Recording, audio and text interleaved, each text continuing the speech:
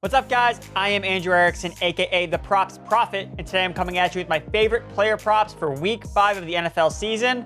Let's dive in. But before we build that bankroll, if you want a chance to win a signed Odell Beckham Jr. Baltimore Ravens jersey, courtesy of bettingpros.com, your place to start betting smarter and not harder, all you have to do is subscribe to the Betting Pros YouTube channel right now, comment below in this video, and that's it.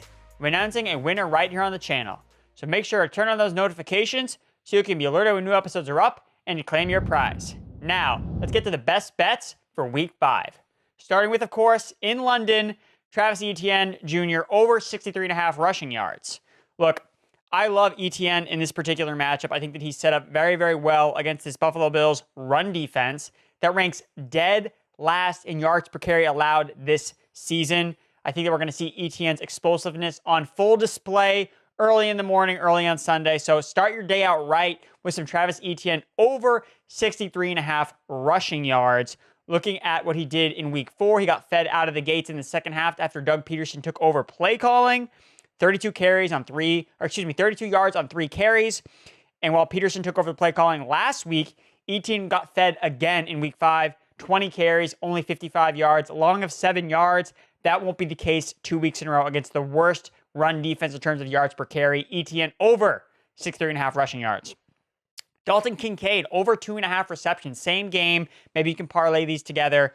That's my favorite tight end player prop this week is on rookie Dalton Kincaid. Looking at, I know Debro likes Kincaid this week in fantasy, and this is why. You want to bet the over because the Jaguars cannot stop tight ends in the slot, allowing the most fantasy points to tight ends aligned inside the season. Kincaid has run more than half of his routes from the slot. And last week, he finished second on the team with 5 targets, caught 4 for 27 yards, 20% target share. His route participation actually boosted up substantially to 79%. He played more snaps than Dawson Knox, who's been on the injury report this week. This could be a big game for Dalton Kincaid, but I want to lock in a small profit here with the over the 2.5 receptions.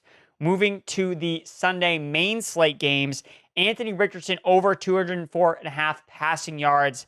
I thought this one was easy money, folks. Look, Richardson and the Colts offense can take advantage of a very bad Titans secondary, as it did last week versus the Rams. Tennessee ranks 5th worst in adjusted net yards allowed per pass attempt and completion percentage faced.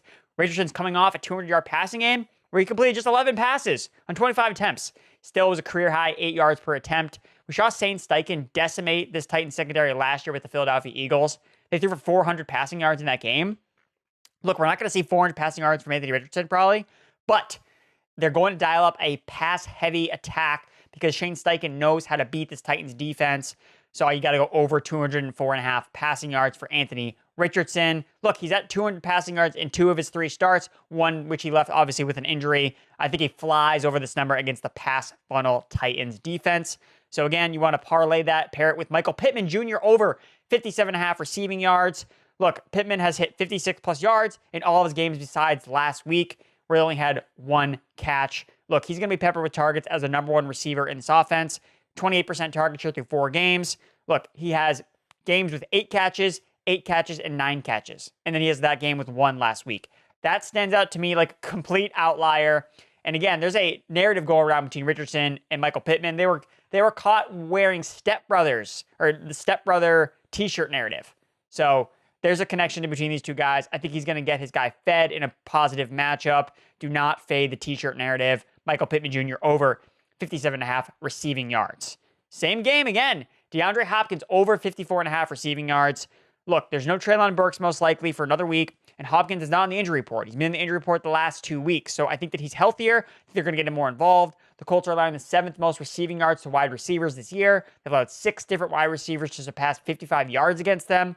Hopkins has a 28% target share, just like Michael Pittman. So I think he's going to see double-digit targets in this game. I think it's going to be maybe a little bit more high-paced. Maybe I like the Colts' money line here. So if they're playing from behind, we should see DeAndre Hopkins get peppered with targets. I think he goes over 54.5. Next one up here, running backs. This is some low-hanging fruit, guys. Gus Edwards, the Gus bus, over 43.5 rushing yards. The Raiders and Texans could not run the ball at all this year until they played the Pittsburgh Steelers in back-to-back weeks. Their defense ranks 2nd in rushing yards allowed per game.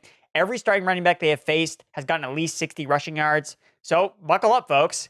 Time to ride hammer the over on 43.5 rushing yards. He's hit it for 3 straight games, and he's asserted himself as the number 1 back on the Ravens. Week 4, led the backfield, 15 carries for 48 yards on a 69% snap share. Justice Hill was 3 for 33, 12%. Melvin Gordon went 3 for 21, 19% snap share. Gus Bus also saw 3 targets. So, again, he's getting more involved. I think they trust him. So, all aboard the Gus Bus. Now, this is probably my favorite prop on the board in the show. Devon Achane, over 50.5 rushing yards. This is over on DraftKings Sportsbook. Go over on this comically low number. He's gone over 100 yards last 2 games. He also finished with a 60% snap share last week over Raheem Mostert's 43%. Mostert lost a fumble and was very inefficient on his carries. It's the rookie's job to lose right now. He's RB1 in this backfield. So I think he's going to continue to just ride this heater that he is on against a defense that ranks 2nd in missed tackles and 4th in rushing yards allowed to running backs at nearly 116 yards per game. Every starting running back the Giants have faced this year has rushed for at least 70 yards. So, and as my colleague Joe Pisapia informed me today, you can ladder this prop. So what does that mean? You mean you bet the over on Achane 50 yards, and then a smaller bet over 60 yards, and then another smaller bet on over 70 yards, and so on and so forth. So if he rushes for another 100 plus yards, you could potentially have another massive payout while securing the profit just as he gets over that 50.5 rushing yards mark. So I love the call that Joe gave me. So Devon Achane, let's ride him. Next up here, going with the unders. Got to have some unders on the show, of course. James Conner, under 13.5 receiving yards.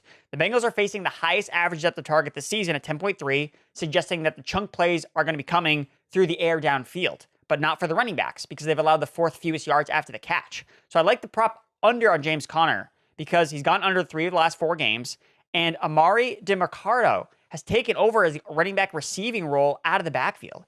Conner saw his snaps dip slightly negative game script last week, 62%, as DeMarcado was used more in the receiving game. Saw more targets, ran more routes than Keontae Ingram out of the lineup. Ingram's not likely to play in week 5, so this is going to put DeMarcado back in that pass-catching RB role for Arizona moving forward. And Arizona doesn't really throw running backs anyway, ranking 29th in total running back targets this season. So I know we love overs, but got to throw some unders here. Under James Conner, 13.5 receiving yards with him losing out on work to Amari DeMarcado. You know, sounds like an Italian vinaigrette. Lastly, Travis Kelce, under 78.5 receiving yards. This one is just way too high, folks. You have to slam the under on this one. I know Taylor Swift loves him, but not me this week. Since returning from his knee injury, Travis Kelce hasn't been close to 78.5 receiving yards. He's gone under the number in 3 straight games, and the Vikings have allowed the fewest receiving yards to tight ends this season at 20.5. So Kelce's target share is 23%, slight dip from last year. Maybe he's still not 100% from that knee injury. Either way, I'll take my chances betting under on an older tight end who is yet to prove me wrong at 78.5 receiving yards, going under Travis Kelce. And lastly, but not least, Tony Pollard, Dallas Cowboys running back, over 54.5 rushing yards. Pollard ranks 2nd in the NFL in carries and 5th in rushing yards. He's seeing way too much volume in this run-heavy offense to have his number be listed so low. I get it's the 49ers, but come on. His rushing prop was listed at 70.5 rushing yards last week against a decent Patriots defense. So consider me unafraid of the 49ers run defense that allowed 4.7 yards per carry to James Conner last week. Tony Pollard's getting all the volume, and it only takes one explosive run for him to get over this number. So going Tony Pollard over 54.5 rushing yards. And again, that's going to tie a bow on my favorite props for NFL Week 5. If you enjoyed this video, be sure to give it a like, subscribe, and share with all your friends. Again, also, if you want to follow all of my bets, head over to the Betting Pros app, and you can check out all my bets. You can tail them, you can fade them, you do what you feel is right. But before you go, again, if you want a chance to win a signed Odell Beckham Jr. Baltimore Ravens jersey, courtesy of bettingpros.com, your place to start betting smarter and not harder, all you have to do is subscribe to the Betting Pros YouTube channel right now, comment below on this video, and that's it. We're announcing a winner right here on the channel. So make sure to turn on those notifications so you can be alerted when new episodes are up and to claim your prize. Thanks for watching.